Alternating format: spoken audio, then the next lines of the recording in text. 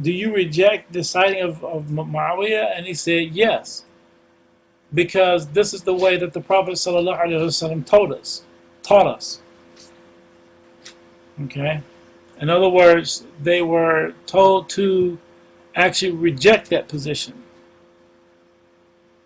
So this is not a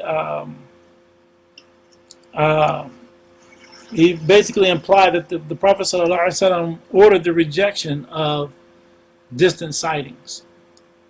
And this is again found in Sahih Muslim. So this is kind of where that position comes from.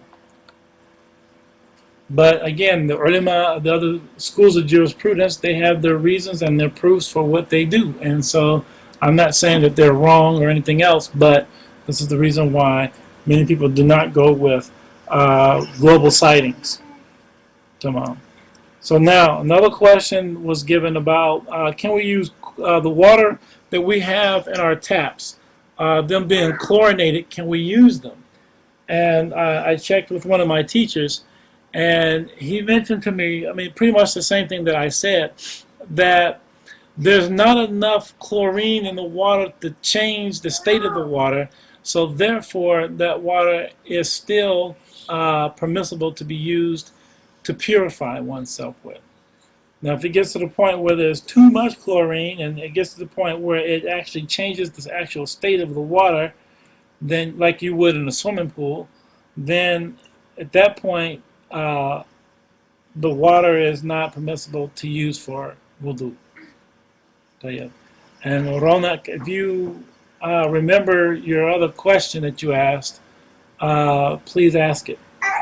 And lastly, the last question that was asked, I remember, was that, again, the question was the alteration of water. When water becomes at a point where it's impermissible to use.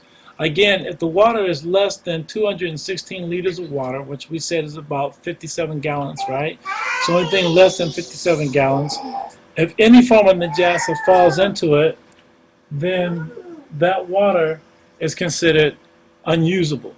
However, if it's more than 216 liters of water, more than 57 gallons of water, and some najasa gets in it, then again that water is only considered unusable if, and only if, there's change in taste, color, or smell. Right? And it doesn't have to be all three at the same time, just any one of the three. Mm-hmm. No, it's not. Margaret didn't come in until about 8:45. No, that's not true. Yes, it is, because we're watching the sky when we're in class. So anyways, so now when we, so I hope, let's see, even if you can smell, I meant taste, and taste, well, here's the thing, if you smell it, then that's enough, right? If you taste it and there's no color, because you could be at a point where there's no color but there's smell. It could be no color, no smell, but you can taste it. Or, it could be where you taste it, you don't taste anything but the change in color and there's no smell. And it just goes around and around and around and around. So, Osama, like I said, it can be any one of the three. Or it could be any two. Or it could be all three. Oh, well, see, again, what he was saying, Sheikh Ninawi was saying about the taste of chlorine. He said that bottom line is it has to be very, very strong for you to be tasting chlorine. And he said also there's an issue of a mashaqqa, in other words, placing a hardship on the people, because then what happens is if you say that you can't use it, I mean, you're drinking water, so it should be drinking safe. So the thing is that if you he says if we made the issue of it being not usable, then what are you going to make wudu with? Now you put a hujjah, you made a mashaqqa, something very difficult upon the people. So therefore, we would not say that the drinking water is, even with the chlorine in it, to clean it out or whatever, is not enough to say that you can't use it. Secondly, I would say here's a good test. If you can fill up your bathtub, and you go in your bathtub and you go under water, and you're a person who's not sensitive with your eyes anyways, because we know that chlorine really hurts the eyes. Now, if your chlorine level is that high where it's hurting your eyes like a swimming pool, then you shouldn't even be drinking the water because it's going to kill you.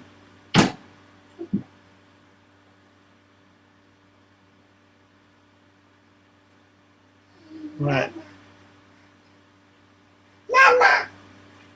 I mean, the thing is, again, you can sometimes smell the chlorine when you're running your water.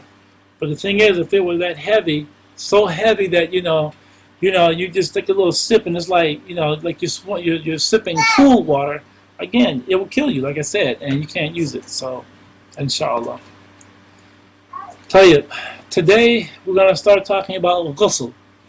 Now, this is adult time, okay?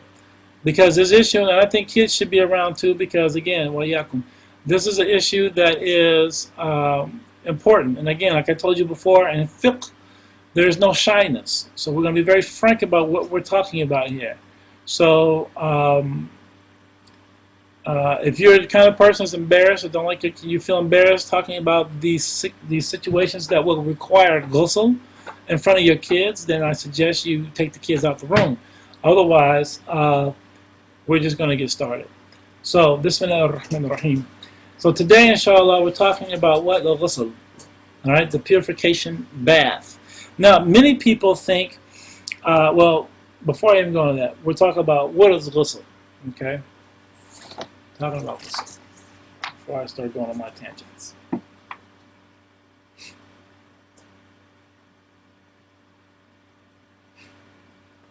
All right, Bismillah. So,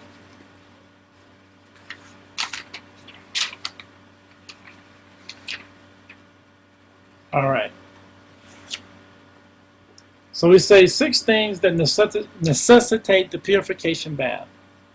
Okay. What are the 6 things? First of all, loghatan, or linguistically, what is ghusl? Ghusl is basically the running of water over something. Linguistically, that's what it means. It means the running of water on top of something. Running water over your hand, running water over your face, running water over your table, your floor, running water over on top of something, meaning you're running the water, not like water running from an ocean, from a stream or a river. We're not talking about water running just because you're running out the tap. We're talking about water going over something, right? We're talking about water rolling over something, over a surface. Okay, that's linguistically. Okay, its technical meaning, right, is water running over the entire body with a specific intention.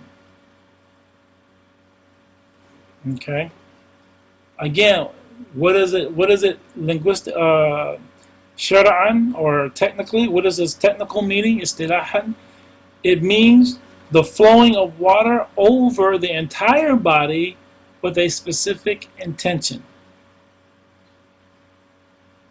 Okay, this is ghusl.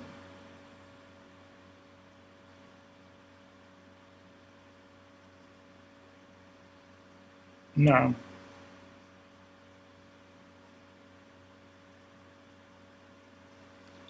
So,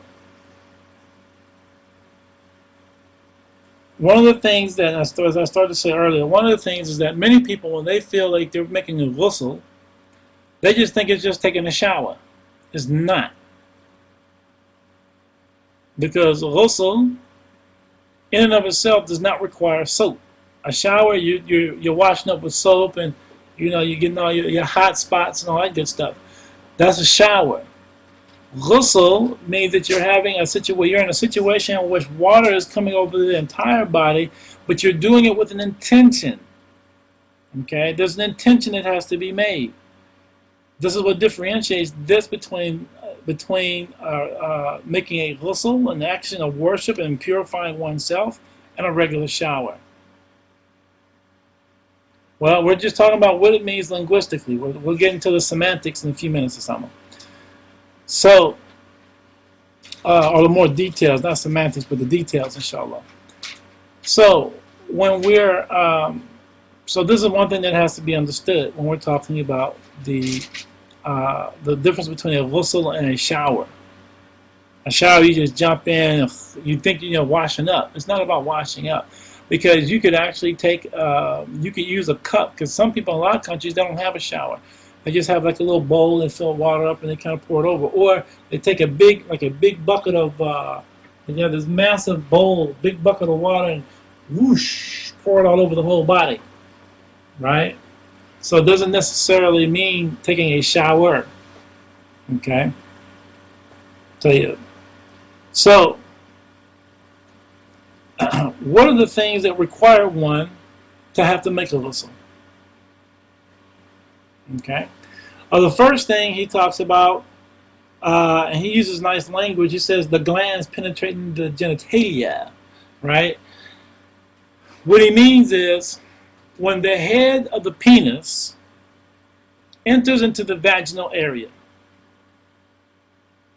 Okay, when a man and woman begin to have sex, whether it be halal or haram, the minute the head of the penis enters into the vaginal area, even if you touched it, it went in a little bit, you say, no, we're not going to do this tonight. Or we're not going to do this, or I can't do this, it's haram, astaghfirullah. You still have to make ghusl. By the fact that there was contact, or let's say just a little bit of penetration, now means that you have to do what? You have to make ghusl. It doesn't have to be the whole head of the penis, just a portion of it. So if that enters into the vaginal area, will do for both people, the man and woman. Even if the woman didn't want to do it, so what? You still have to go make that ghusl. Right? The man didn't want to do it, but something happened and he was tied up and she made him do it. Well, then he has to make wudu. Ghusl, excuse me. The second thing is the emission of fluid, right? In other words, you had an orgasm. Now, there's a difference between an orgasm and pre-ejaculation. Okay? Pre-ejaculation means that you probably got, hot and bothered. Some people, sometimes you can get it from lifting really heavy objects. You try to lift something, you start straining, and it just spills out of the penis or out of the vaginal area. Or sometimes when you get sexually aroused, right? You have this pre-ejaculation, this fluid that kind of flows out. Now, when you have that pre-ejaculation, which comes out and there's no pulse, going on. In other words, you're not feeling the right? If you're not feeling a pulse, that's called pre-ejaculation, and that does not require one to have to make ghusl. It requires one to make wudu. You have to make wudu if that happens. But if you have a pulsing is coming out, your orgasm is coming in pulses, right? At that point, you have to make ghusl. And someone says, well, what do you mean by pulse? If your head is jerking, your body jerks, or whatever the case may be, some people react differently. But the thing is, when you feel the pulses coming in through the pineal area, or the woman's feeling in the vaginal area, and it's causing you to have jolts and whatnot, then you're having an orgasm, bottom line. And so that being the case, one has to then make a ghusl, right? And that comes from either having sex or if one masturbates, right? Whether either one of these two situations happens to be in a halal fashion or a haram fashion. Either way, if it happens, you have to make ghusl. Okay? If you were looking at something you shouldn't have been looking at and it just came out in spurts, you had orgasm just by watching something, or you rubbed up against something and you had an orgasm, if it's pulsating, then you have to make ghusl. If it just spills out, then you have to go and make what? You have to go and make wudu. Wa alaikum assalam, Hamid. Okay. No, it's not any sort of discharge. Because again, if it comes out in pulses, then you have to go and make your ghusl. If it just spills out, then you have to clean up, but you have to make wudu. Now, هل هذا واضح? Do you understand?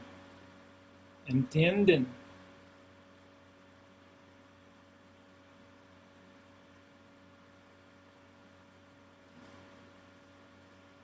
Okay. So, the next issue is menstruation.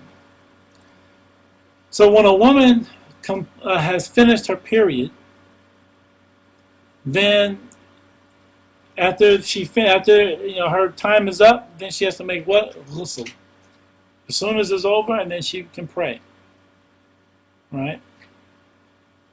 And then next is postnatal bleeding, or giving birth. So they're kind of put together, postnatal bleeding and giving birth. So if a woman is suffering from postnatal bleeding, once the postnatal bleeding ends, right, then she makes a ghusl, right? And so if you thought, okay, today I'm bleeding and I stopped, okay, great, I should be good to go. Then you make your ghusl and you pray. And if it bleeds again, and then after every time until it starts, I suggest that you just wait till it's all gone. And then once it's all gone, then inshallah you make your ghusl and then you pray. Tell you, if when a woman gives birth, after giving birth, right, because blood and a lot of other things kind of come out after giving birth, inshallah ta'ala, and if there is no postnatal bleeding, then she should make ghusl.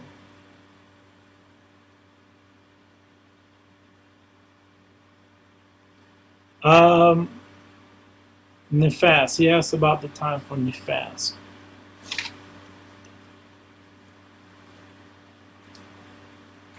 I'll answer that in just a moment.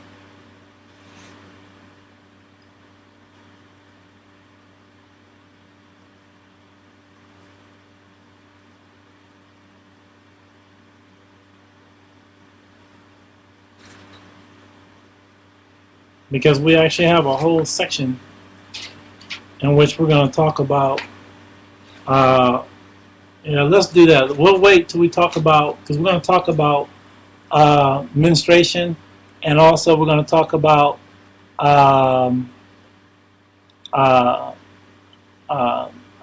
nifas, or postnatal bleeding, inshallah. Okay. Okay, Zarif, no problem. 1 second, please.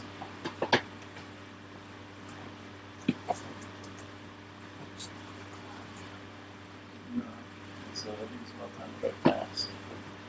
We'll break fast in 5 minutes, okay? All right. So he goes on to say, and the last one being death, right? Death is the last cause for the obligation of what ghusl, meaning that it's an obligation on the community to give the person that has passed away, right, a ghusl, to wash his body or her body, right? Unless, of course, that person died shaheed. And if that person died shaheed, meaning they died fighting in the cause of Allah, in some cases saving a life, or if they drowned, or if they were burnt up and there's still some carcass left, that person is not to be washed, because we don't wash the bodies of the shaheed. Right?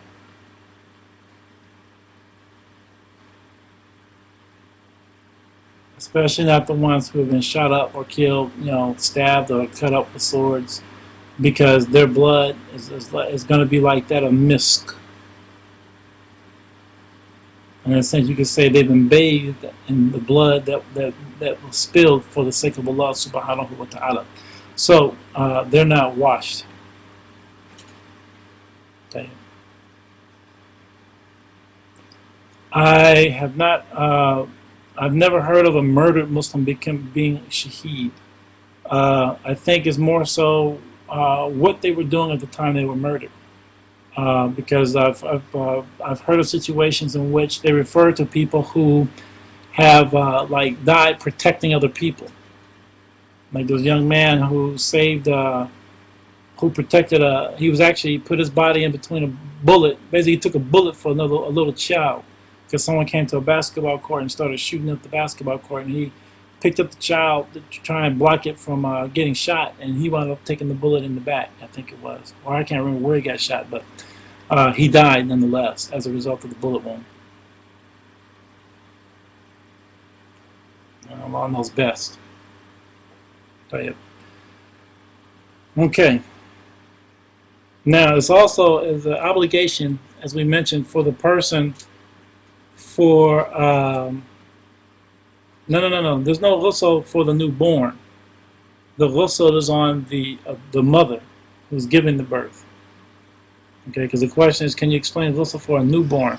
It's not that you give the baby birth. Doesn't mean that we give the baby a ghusl. It means that the mother has to make ghusl if she's not bleeding or suffering from postnatal bleeding.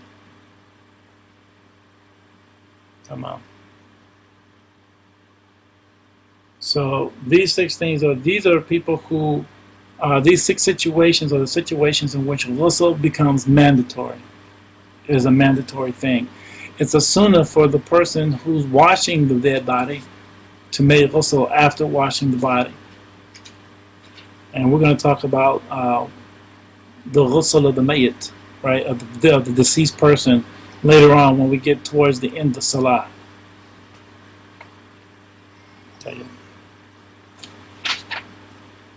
Tell you, the fard of the ghusl, as we talked about before, there's a fard of the wudu, and now there's also a fard of the ghusl. In the Shafi school, what is the first point of the fard of the ghusl? What must be done? The first thing, and we're talking about, this is kind of the minimum, right? The first thing is the intention. Okay? So when we're making the intention of making ghusl, what we're doing is when the water touches the head. Now, many texts, especially the commentary, there's a couple of commentaries on the Safinat itself. Now, the commentaries on the Safinat say where you start ghusl can vary, right? Most of the time, and as we'll talk about with the Sunnah, is you begin with the head, right? Some of the ulama say that you can actually begin with the feet, but you have to wash the entire bottom part first, and then wash the entire top part first, right?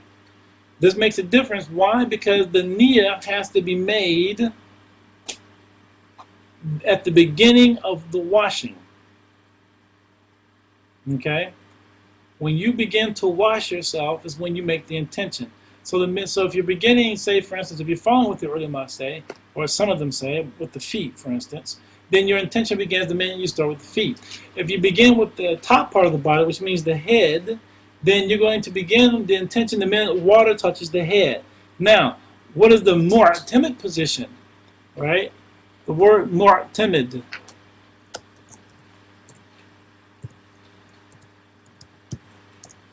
The mu'tamid position, which means the most agreed upon position, right? Mu'tamid means the most agreed upon position of a particular school, right? And in this school of jurisprudence, the most agreed upon position is that we always start with the head. Okay? So, when does the niyyah begin? When the water first touches the head. Right? And it's very simple. My intention is to remove myself from major impurities. Right? Because a ghusl is considered the things that require ghusl, we call it a we're removing what? Hadath al-akbar, major filth. Wudu, we're talking about hadath al-asghar, right? We're talking about minor stuff, like, passing gas, urinating, defecating, this kind of thing. These are the kind of things that require wudu. These are minor things. But major things, right, that are done require ghusl. All right? So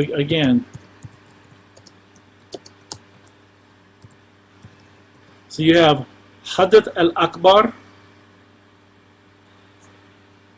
and then we also have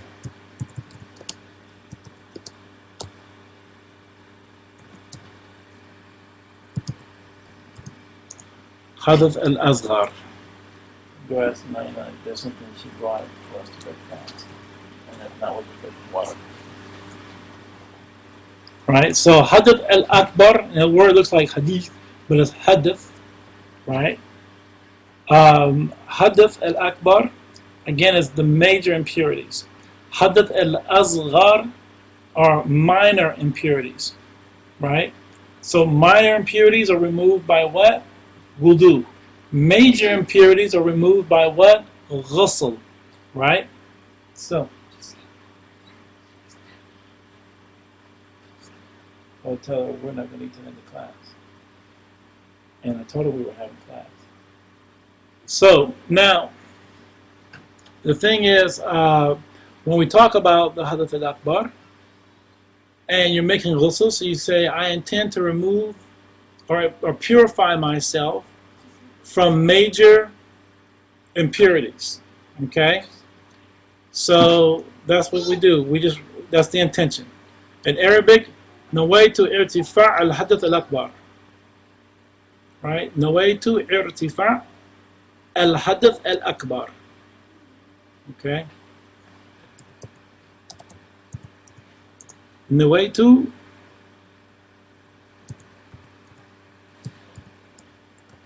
irtifa'a, which means to remove, to lift.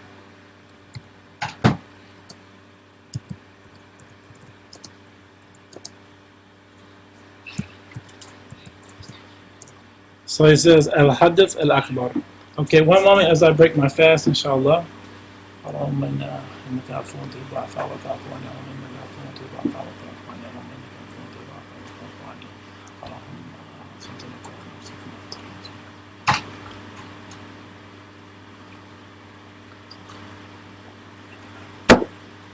طيب. So now, when we are talking about the ghusl, it begins what? The fardu ghusl begins with what? The intention. When do we make the intention? The minute it touches the first part, the minute the water touches what? The head. As soon as the water touches the head, we make the what? The intention. Okay? Now, the second part of the fardu ghusl is that the entire body be engulfed in water. Or let me say engulf is the wrong word. That the entire body becomes wet. Okay? So that means the entire body has to be saturated with water. But we're talking about water that runs over it, right? It's not about just kind of wetting the hand and touching an area. Water has to get into that area. The only spot that you may have a problem with that is in between the legs. Now, and this is very important because when most people make ghusl, because we're saying, in Arabic we say jami' al-badn, right? Al-jami' al-badn bil-ma', right? And let's see, does he write that in here? Well, blah, blah, blah. No. But anyways, he says a ta'meem al-badn bil-ma'. A ta'meem means the entire body is covered with what? Water. It's saturated with water. That means that even that part between the two private parts, between the anus all the way up to the front private parts. Okay, that part underneath there has to also have water. If you don't put water in that area, your ghusl is not complete. And if you're trying to pray with that, your prayer is invalid. Even if you made wudu and then want to pray, the whole thing is invalid because you don't even have a proper ghusl. Okay? So all of that, right, the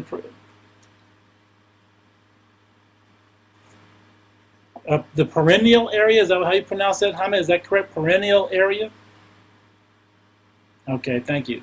So the perennial area has to be what? Touched with water. Otherwise, you don't have a valid ghusl. You're just wet, and you made an intention. So in order to make that complete, that area has to also be touched, inshallah. Now, so that's the fard al-ghusl. What is the sunnah of ghusl? Okay. First, I'm going to say this while I'm thinking about it. When it comes to you or individual having intercourse, and after you finish the intercourse, the ulama recommend that you make ghusl immediately, and then if you're gonna, if you're up for chapter 2, then you can start over again. Unless, in the case of the man, the women don't have to worry about this, but in case of the man, if he feels as though by making the ghusl is going to cause him to become, he cannot maintain his erection, then it's for him to just make wudu and then continue on. Or you just continue on, and then once it's over, like if you plan to take a long break, then the thing is to make wudu and then take your break, and then if you're going to resume, you resume. If you're not, then you continue on, and then once you're done, you're going to make your ghusl, right? If you say, well, you know what, I want to make ghusl in the morning, well, then you have to at least make wudu first before you lay back down. The thing is that until you make your ghusl, you should not, and they say they highly recommend that you do not eat nor drink anything because you're not in a pure state. So again, if you have intercourse, the best thing to do when it's over, make your ghusl. However, if you just say, okay, well, we're going to take a little break and then we're going to get back to this, well, then you need to go make wudu first, take your break, and then get back to whatever you're going to do. Then when you finish, you're going to make your ghusl. However, if the man feels as though by making that wudu and all that time elapsed, he cannot maintain his erection, then you just say, okay, we've done the do. We're going to start chapter 2 right now. And then you do what you got to do, but when it's all over, then you go make wudu. Now, if you're going to, I've already said that. So anyways, so if you've already finished what you're going to do, then you make your ghusl, and then you can eat and drink. But if you decide, well, you know what, I want to make ghusl in the morning, I'm just super tired, I just don't want to make ghusl right now. So then what you do is you go and make your wudu, then you lay down and go to sleep. And that's for any time that you ejaculate. The same thing applies any time that you ejaculate. Anytime you reach an orgasm, if you're not going to make your ghusl immediately, you have to at least make wudu. But the thing is, you should not be eating nor drinking anything until you've made your ghusl. And that's what the scholars have recommended. Tell you. So now, the sunnah of wudu. I'm sorry, the sunnah of making ghusl. When it comes to the sunnah of ghusl, the first thing to do is after you have had your, let's say in this case, if you had sex or you had an orgasm, the first thing to do, and the ulama recommend, is that you urinate first. So you urinate right after you have your sex, because it's going to help clean out all of the seminal fluid. Right? The same thing for the women. Because you don't want to go into your area where you're going to make your ghusl, and you start making ghusl, and then all of a sudden more comes out. And then you got to make ghusl all over again because it came out. Okay? So the thing here is that you want to make sure that it's all cleaned out. So the thing you need to do, sit down on the toilet, urinate, get it all out, make your istinja, and then go into the area. Okay? The second thing is to wash that area. Okay? Clean the private parts. Okay? So I guess the order then would be after the orgasm, you urinate, clean yourself out, wash that area, right? After you've washed that area, then make wudu. Okay? The next part of the sunnah is for you to make what? Wudu. right? And we've already talked about the sunnah of wudu. You see whack, the washing of the hands, right? So on and so on and so on. Now, after you've made the wudu, and then you begin the ghusl, the minute the water touches the head, whether you're pouring with your own cup or whether the water is coming out the spigot or out of your shower head or whatever the case may be, you begin with what the intention, nawaitu irtifa al-hadath al-akbar. It's not enough to say nawaitu ghusl, or I intend to make ghusl, my purification bath. You say nawaitu, or I intend to remove myself or purify myself from major impurity. Let the water hit, the water's hitting, and you begin the sunnah to wash what? The head first. The head is everything from the collarbone on up. So that means you're washing your entire head, your face, your ears, and what? Your neck. That is head in this case. So you're washing all of this, and you're doing it what? 3 times. Making sure all of this gets washed what? 3 times, because 3 times is what? The sunnah. After which, you wash the right side of the body, the front side. So that means your shoulder, all across your chest, right? Up to down to your waistline. Right? If we're talking about the top part. Right? Then down to what? Your leg. If we're including the entire right side. Down your leg, back side. That also means the back butt cheek. Make sure you don't let your fingers touch the private parts, because if you touch the private parts, then what happens is that your ghusl will still be valid, but your wudu has become nullified. Okay, we'll talk a little bit about that in a minute. So you wash your leg, you wash your calf, you wash everything on your leg, your front and back side of your thigh, you wash your feet. Okay? And then after you've done that, then you wash what? Your back. And earlier I said it's okay if you can't reach your back, now you put your right arm underneath and you wash the bottom part of your back. You reach over this way, you get under here, make sure you get all this here, you wash it in your back. Now if you feel like all your back on the right side hasn't been touched, you can take the little scrub brush and do that, or take your little face towel and, kind of wash yourself up, real good back there in the back, right? And then once you've done the right side, right, and also, then you do the left side the same way.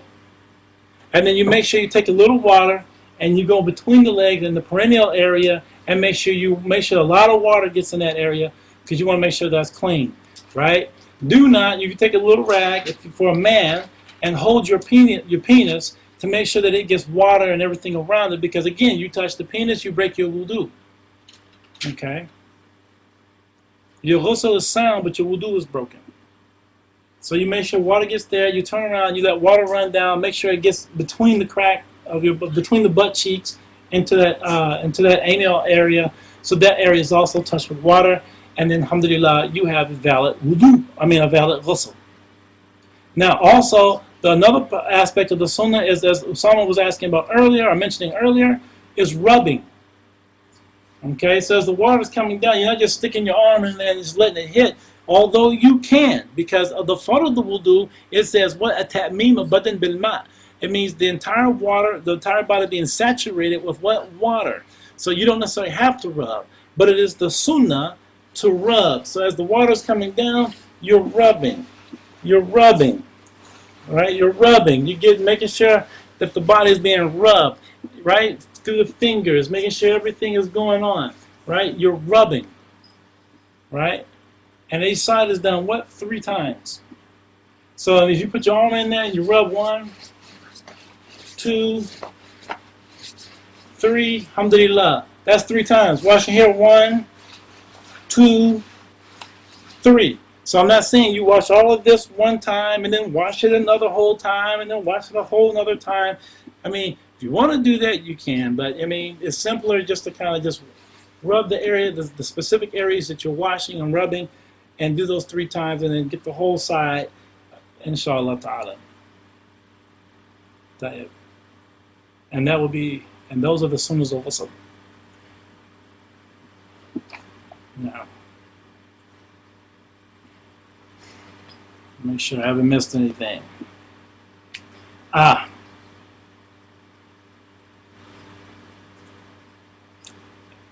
when you are making ghusl, it's also good to also face the Qibla. Also to say the Bismillah.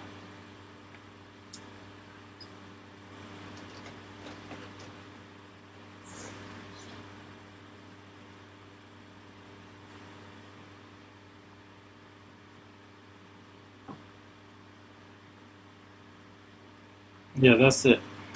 So we've hit everything. So the last couple of things with that, we make sure that we face the Qibla, and then we also say Bismillah. Tamam.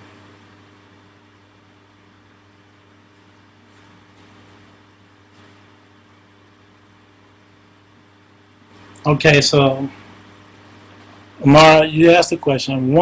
Must one make sure that the perineal area also gets wet when in the shower, even if one washed this initially after urinating? Okay, now if I'm understanding your question correctly, after you urinated in the toilet and you wash this area, I guess as a part of your istinja or a little after your istinja, do you have to do it also when you're making ghusl? And if that is your question, the answer is yes, you do. Because one is dealing with one subject or one issue of, you just cleaning yourself after the urination, and then another has to deal with the ghusl itself. Okay? So the ghusl itself is something different. Okay? So in other words, you can't say to yourself while you're sitting there and you make the istinja, right? And then you pour a little extra water down in the perineal area saying, I intend to make ghusl. As if that's where you're starting right there and then. And then you jump into the shower to complete it. You can't do that. Right? Because the sunnah, we want to stick with the sunnah, and the sunnah is to start with the head, right? And so we start here. And then we're in the water. And also that this all be what a continuous motion, a continuous issue. Right? We don't take the breaks between, you wash your right side of the body, you step out the tub, go answer the phone or whatever, and then come back and do the right, the left side, that kind of thing. No, the whole thing is continuous in order for it to be valid. I hope that answers your question, inshallah.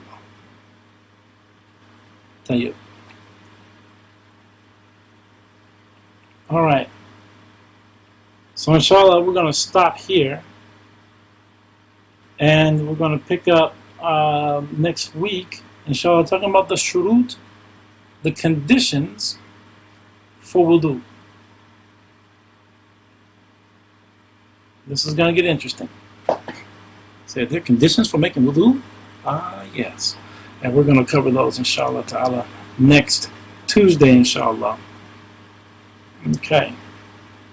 So, are there any other questions before we close out?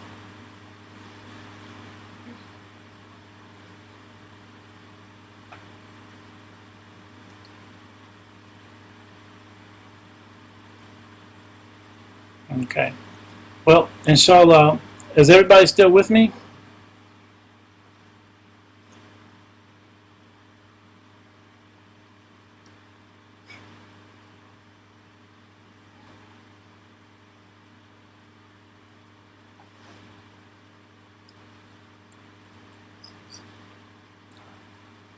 Okay, well, inshallah, good.